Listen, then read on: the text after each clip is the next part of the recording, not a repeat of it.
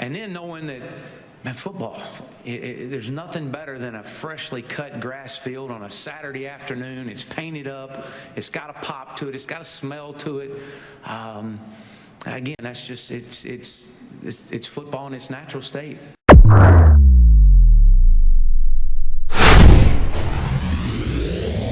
Yo, what's going on, Arkansas Razorback fans, SEC fans everywhere? Welcome. It is the one, the only Pig Trail Network. I'm its host and creator, Ty Hudson. Hope you've had a fantastic week so far.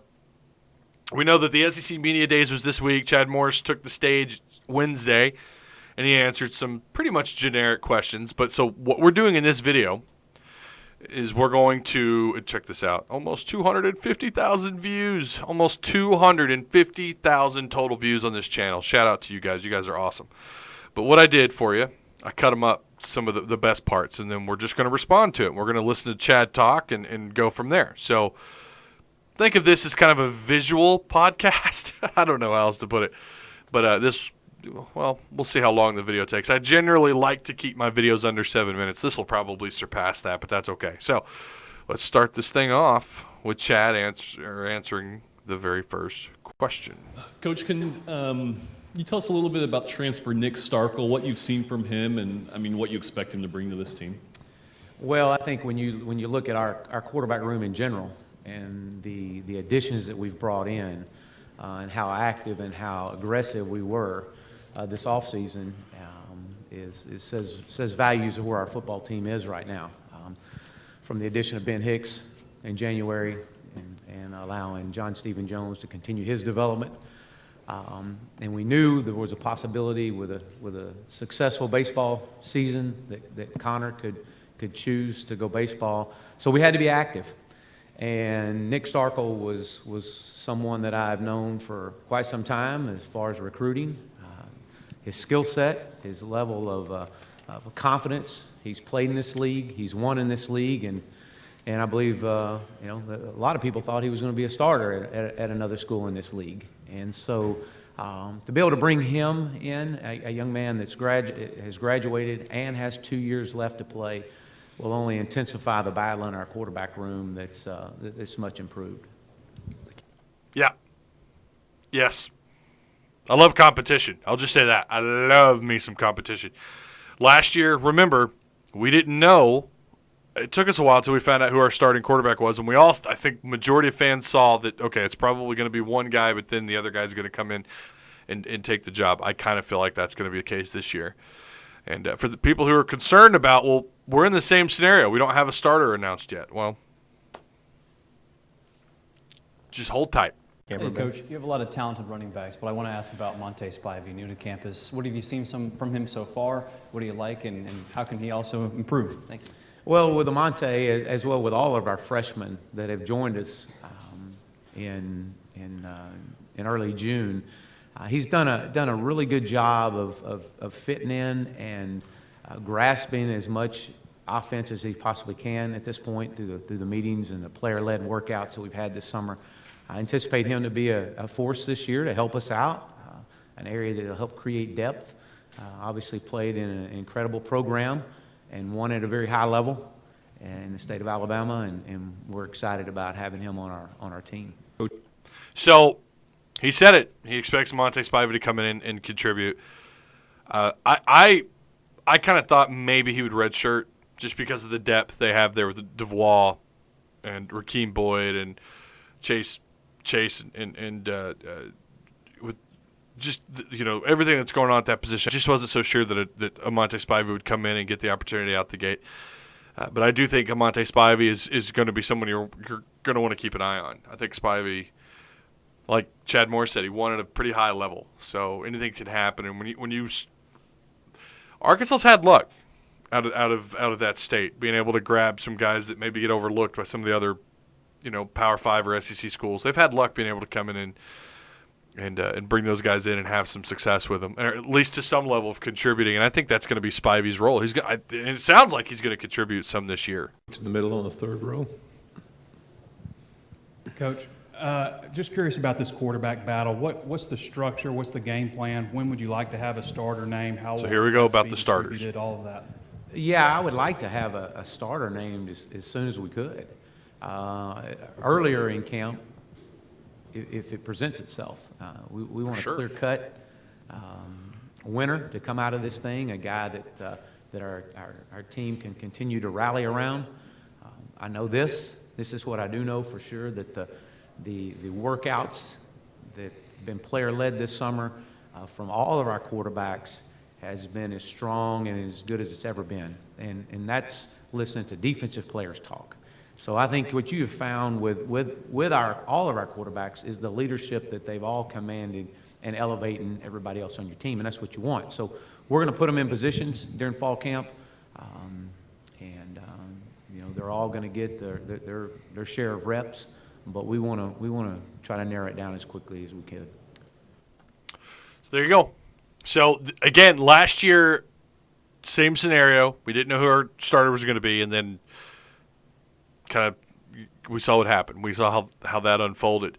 I don't know that this year's going to be the same or not. I feel like it's going to be where one guy starts and the other guy ends up taking the job away from the guy who started at the beginning of the year. So it feels like Hicks is probably going to come in. He's going to have an advantage. You feel like he's going to get the starting spot, and then Starkel maybe beats him out because he's got the talent. There's a lot of people riding that Ben Hicks wave right now. And I don't know that they're wrong. I don't know that they're right, but I think he's right. It's going to be, and for everyone who's calling this an interesting quarterback battle, it's got to be one of the most overlooked battles in the SEC because it really could be the difference between bowling and not bowling. That could be what you're fighting for at that position if you get it right. And you got to get it right early on. So he's going to put them in positions during fall camp, and whoever gets it, gets it. So I think they're probably going to want to announce it sooner than what they did last year. I wouldn't be surprised coming out of week 1 or maybe even week 2 that they give us or they name the starter anyways. Coach, to your right in the camera bank.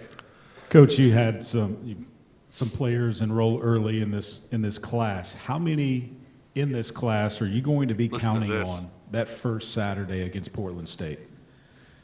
We've got 52 freshmen that are either redshirt freshmen, true freshmen, or walk-ons. Another 28 sophomores. So this is a young football team. Part of the reason why I brought 3 seniors that are the leaders of our team is because their importance of them guiding this football program. We got 16 seniors this year. So we're going to be young, and we're going to play a lot of freshmen. How many, what's the exact number, that I don't know.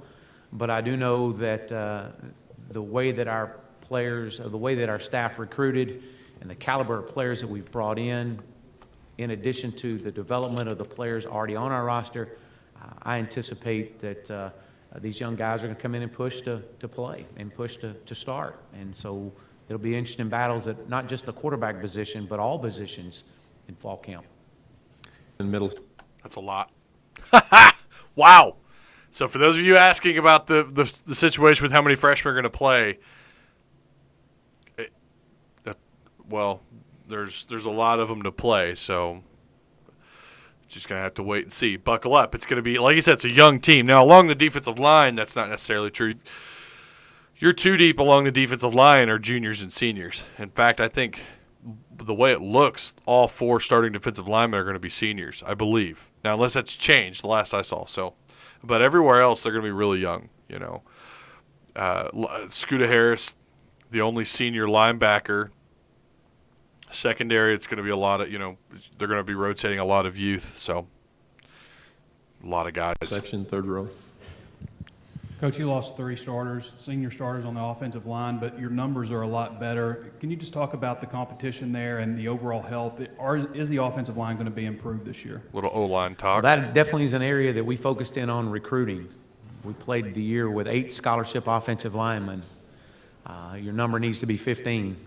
So we were heavy in recruiting both offensive and defensive lines.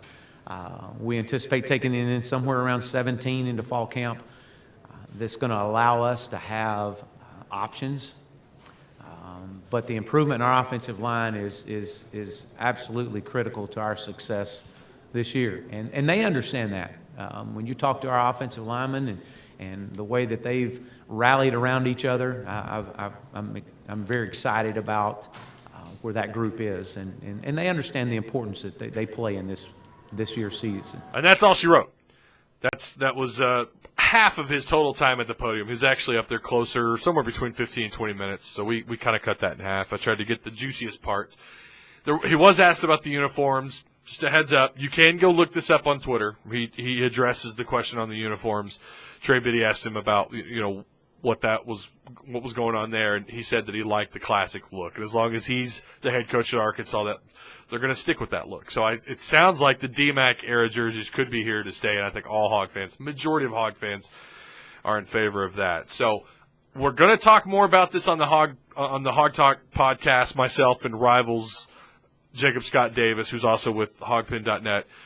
We're going to talk a little bit more about the SEC Media Days, at least Chad Morris's portion. So keep an eye out for that. We're going to try and record Sunday night, possibly Monday, and we'll hopefully have the podcast out that Monday evening or maybe possibly Tuesday morning sometime. So be on the lookout for that. I'll let you guys know. We'll obviously post all over social media for you. So that's going to do it. Thank you guys so much. Remember to like, comment, share the content that you just watched. Of course, if you haven't already, feel free to tap the subscribe button. And please let your voice be heard down below in the comment section. Until the next video, Woo Pig.